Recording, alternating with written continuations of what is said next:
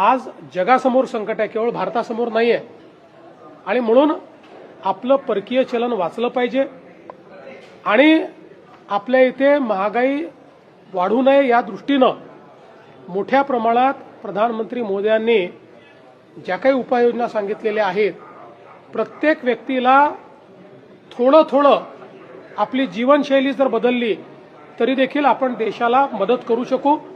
6 महिन्याकरता जर प्रधानमंत्री मोदयांनी देशवासियांना आव्हान केलं आहे तर मला विश्वास आहे की भारतातले आपले देशवासी त्या बाबतीत मदतच करतील. विरोधी पक्षांनी किती थट्टामस्करी केली तरी देखील वैश्विक संकटात जर आपण देशाच्या पाठीशी उभं राहिलो नाहीत तर हे योग्य होणार नाही. महाराष्ट्रामध्ये देखील आम्ही निर्णय केलेला आहे. मुख्यमंत्र्यांसहित मंत्र्यांचे कॉन्व्हॉय हे छोटे आम्ही करतो. विदेश यात्रांवर अधिकारी असतील किंवा मंत्री असतील निर्बंध आम्ही आणतो.